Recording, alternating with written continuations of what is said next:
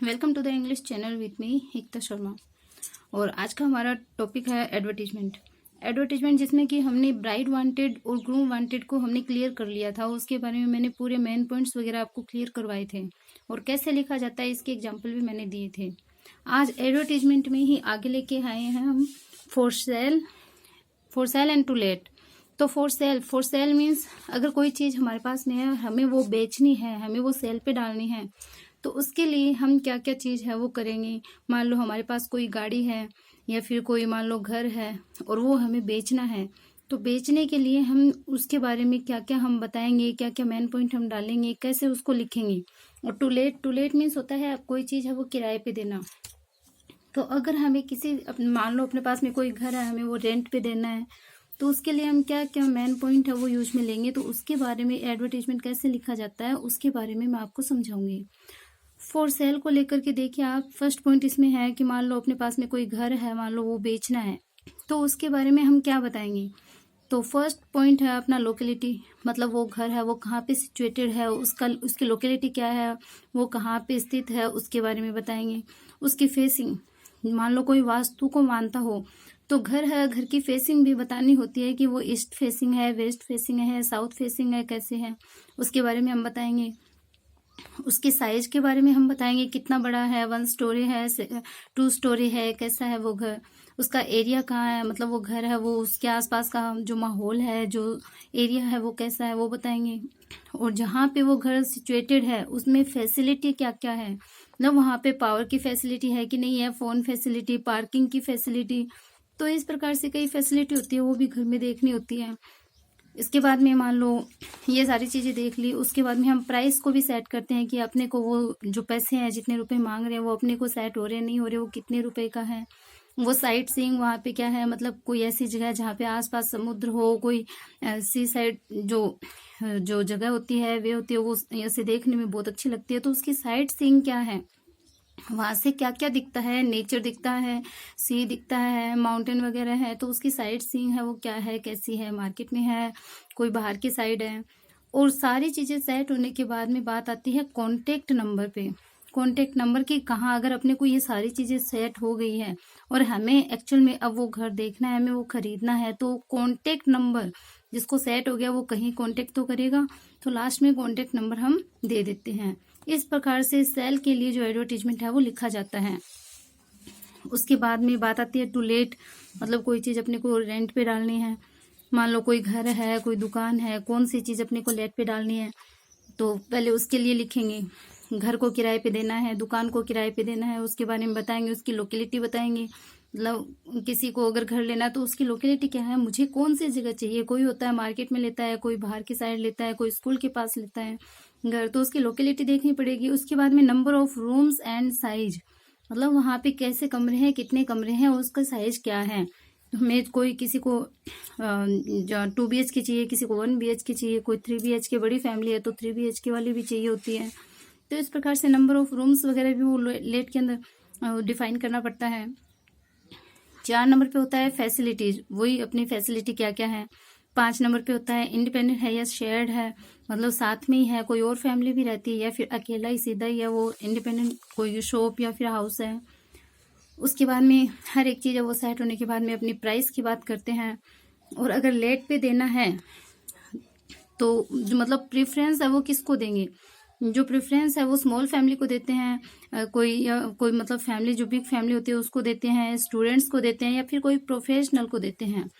ये PROFESSIONAL है, PROFESSIONAL।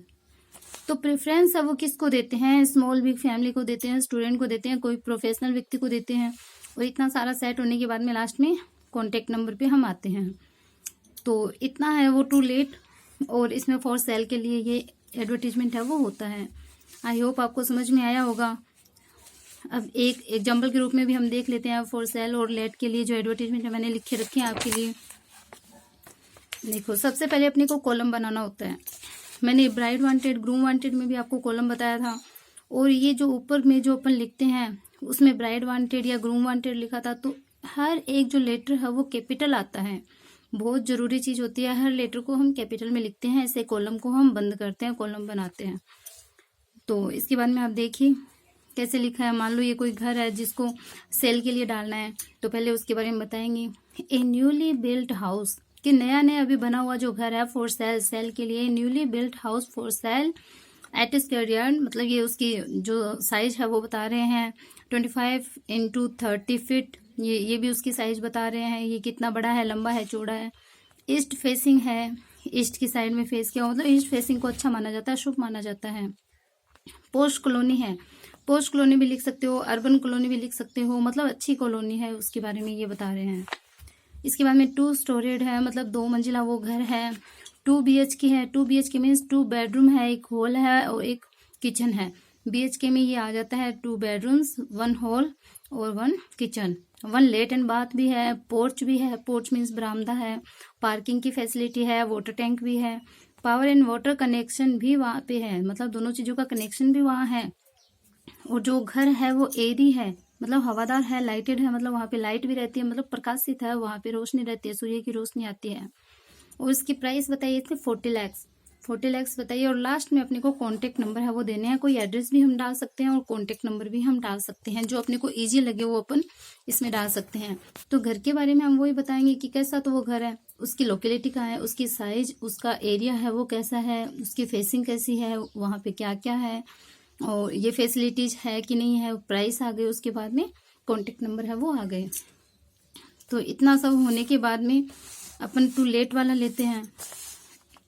To late मतलब अपने को कोई लेट पे देना है, कोई किराए पे देना है, तो लेना देना मान लो ये जो है ये तो सेल का हो गया। मान लो अपने को कोई परचेज का करना है, अपने को कोई घर चाहिए, अपने को खरीदना है, तो अगर अपने को जो जो चीज़ें जैसे जैसे चाहिए तो वैसे हम इसमें हम डाल सकते हैं कि हमें ऐसा घर चाहिए, किसी के पास हो तो आप हमें कांटेक्ट कर सकते हो।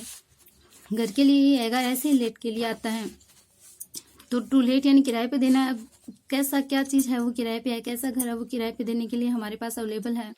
तो आप देखिए available a well furnished newly constructed house, तो ये न्यूली बिल्ट हाउस भी लिख सकते हो, कंस्ट्रक्टेड हाउस भी लिख सकते हो, किसके लिए, फॉर रेंट, रेंट के लिए।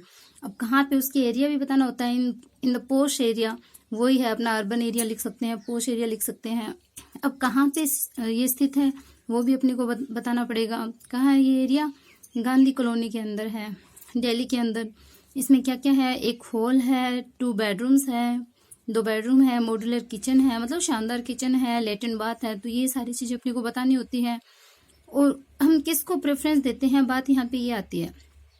तो प्रेफरेंस किसको देंगे, a small and decent family will be preferred. कौन सी फैमिली, a small and decent family, एक छोटी और शानदार जो फैमिली है उसको ही हम प्रेफर करते हैं, उसको ही हम किराए पे देंगे। और रेंट क्या बताया है, 10,000 पर मंथ। तो 10,000 जिसको भी सेट हो वो कांटेक्ट कर ले, लास्ट में कांटेक्ट नंबर आ ही गया। एड्रेस भी हम लिख सकते हैं, अपनी मर्जी है हम क्या लिखेंगे। तो इस प्रकार से इस जो एडवर्टीजमेंट है इसको हम लिखते हैं, इस प्रकार से ये लिखा जाता है।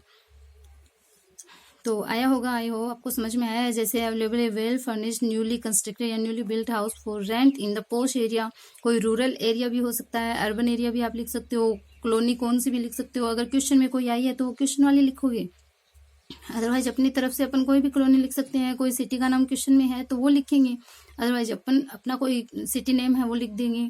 एक हॉल है, 2 बेडरूम की जगह 1 बेडरूम भी, 3 बेडरूम भी। अगर क्वेश्चन में कुछ डिफाइन किया है तो हम प्रायोरिटी तो उसको देंगे। अगर क्वेश्चन में कुछ नहीं बोला, इतना ही बोला है कि टू लेट के लिए आपको एक एडवर्टीजमेंट लिखना है, देन हम लिखेंगे कि 1 hall 2 bedroom modular kitchen let and bath. ठीक है, अच्छा है, कोई दिक्कत नहीं है इसमें। फेज के बाद में जो स्मॉल एंड डिसेंट फैमिली को हम प्रेफर करते हैं, और रेंट है वो 10,000 है। भाई इतनी फैसिलिटी वो दे रहा है तो 10,000 है, वो दिल्ली में कोई बड़ी बात नहीं है, उतने तो लेंगे ही। उसके बाद में कॉन्टेक्ट नंबर, आप एड्रेस भी डाल सकते हो, आप phone number, mobile number, telephone number कोई भी आप इसमें डाल सकते हो। तो आई होप आपको ये क्लियर हो गया होगा। एडवर्टीजमेंट लिखते टाइम आपको ध्यान रखना है कि अपने को ये सारी चीज़ें हैं वो कैपिटल लिखनी है, और अपने को कॉलम है वो पूरा बंद करना है, कहीं पे भी ऐसे छोड़ना नहीं है।